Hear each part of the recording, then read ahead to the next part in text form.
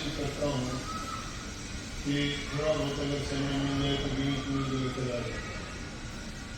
अब सत्संग जैसे 2 तारीख का था, अब 12 तारीख का शिवानी का है, उसके 5-7 दिन बाद जो फतेहाबाद का है, उसके 5 दिन बाद 2 मार्च का भिवानी में है, उसके बाद 4-5 दिन के बाद अपने जींद में है, उसके 4-5 दिन बाद घर जिला में है, उसके 4-5 दिन बाद जयपुर में है।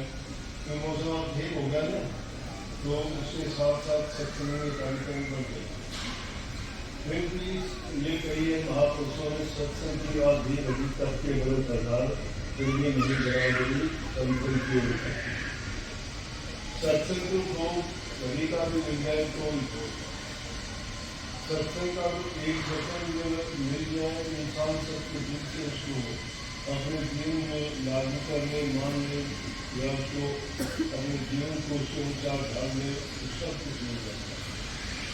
एक एक वचन के कारण ऐसे ऐसे महापुरुष हुए जिनके जीवन बदले। गोस्वामी तुलसीदास जी में बड़े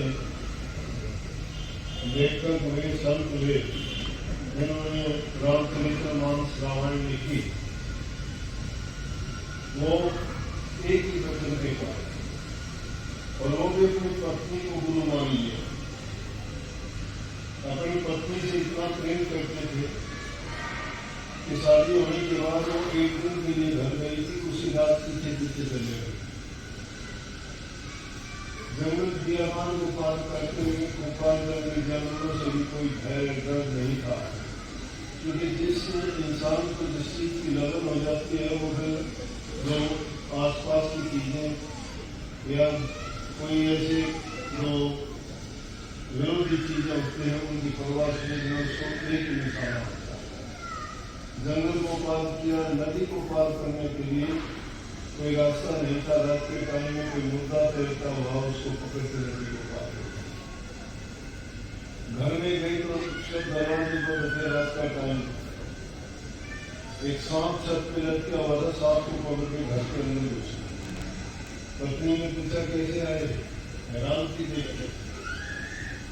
कहने लगे कि रस्सा बंधा हुआ था, उसको पकड़ के अंदर आया। बोला जंगल में डर नहीं लगा, जानवर नहीं मिले, कोई नहीं मिला, नदी को कैसे पार किया, बोला कि लपड़ नहीं हो। पत्नी बड़ी समझदार थी। तुलसीदास जी कहने लगे कि जितनी नीक हराम न उतनी हर न हो, सदा बैकुंठ क्या संधान को कहते। तुलसी साहब के ज्ञान चक्षु को भी एक देता।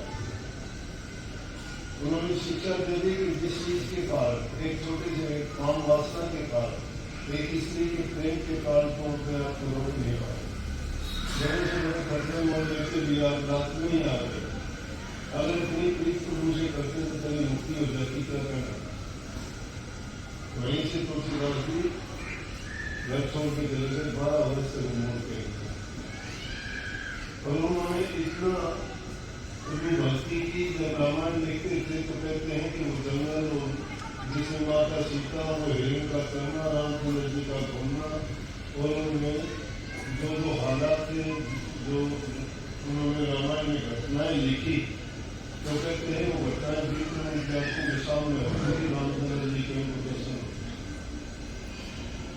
और वास्तव में उनको दर्शन जब हुए जब हनुमान जी ने उनको चेताया क्या आपको दर्शन हो सकते हैं। कहने का मतलब एक ही वचन के कारण उनके जीवन का रास्ता बदल गया, और वही तुलसी साहब जिसको तुलसी आते थे उसको गोस्वामी तुलसीदास से कह रहे। वो सत्संग के तो बड़े ऊंचे वचन होते हैं, परंतु हम क्या उनको आम बातों में नहीं देते हैं, मानते नहीं, नहीं समझते। महापुरुषों के दर्शन से शांति मिलती है, उनके वचन से हमें जो लाभ मिलता है वो किसी चीज में तब करने में हजारों वर्ष लग जाएंगे, लेकिन संकट में हम लोग के आधार पर थोड़ी सी समय में ही वो वस्तु आपको आती है। इसलिए ऐसे समय जब मिलते हैं तो महापुरुषों के पास जाके इंसान को संकल्प लेना चाहिए, और जब भी ऐसी जगह में जाते हो तो 3 चीजों को हमेशा सुन लो। नैनों से दर्शन करो, वचन सर्वों से सुनकर उनको हृदय में रखो और उन बातों को अपने जीवन में उतारो।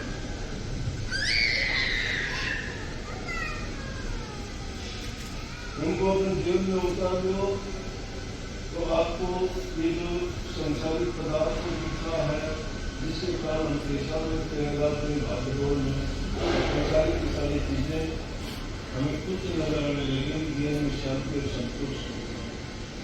अगर पूरा जीवन की सारी चीजें भी देखें, इंसान को संतोष और शांति बहुत ही मिल जाए तो समाप्त कोई चीज संसार में कभी किसी चीज की नहीं है, सब चीज मिलेंगे आपको, लेकिन शांति नहीं। और सब पदार्थों में किसी में शांति नहीं है, प्रतीक में भी होगा। शांति को उसके नाम में जिसकी चाहत कम हो जाती है और संतोष आ जाता है, किसी चाह कोई चीज का होने की मानो अपने परिवार जिनको प्रचुरता है उत्साह होता है, जिसे कुछ सिखाता ही नहीं उस सहजाओं के सहजा। कंफ्यूशियस नाम के महात्मा हुए चाइना में, विभिन्न व्यक्तिगत तक उधर से चाइना के राजा का उधर से गुजरना हुआ, उसको देख के हैरान हो अपने सैनिकों को रक्षकों दूर छोड़ के जाकर उनसे कहने लगे आप कौन है? वो कहने लगे आप कौन है?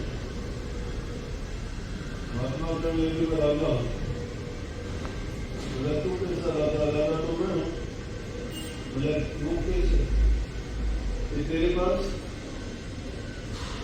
सेना नहीं है, मेरे पास सेना है, अंगरक्षक है, धन है, खजाना है, मेरे पास सारी चीज है, तो राजा नहीं हो। आपके दुश्मन होंगे इसलिए आप अंगरक्षक रखते हो, मेरा कोई दुश्मन नहीं, मेरा कोई दुश्मन नहीं। वही धन की मुझे जरूरत नहीं है, उसको में तुम भागे रखते हो, इन चीजों की परवाह नहीं है, तुम रखते हो, इन चीजों के लिए भाग दौड़ करते हो, इन चीजों को मुझे कोई जरूरत नहीं है, धन की मुझे जरूरत नहीं, मैंने उसको मुझे जरूरत नहीं, मुझे मुझे परवाह है, आप कल पर करता है। राजा को गोस्वामी अच्छी बात नहीं समझ आ गया कि वाकई में तो संतों के पास इंसान के पास नहीं। हम अपने जीवन में इन चीजों के लिए कोई चीज है, या तो तुम्हारे पास है तो या कुछ का कुछ करके जाओ, अच्छा काम करके जाओ, दान करो, फोन करो, कुछ नहीं तो छोड़ के जाओ। साथ जब जाना नहीं है, किसी को जो भी नहीं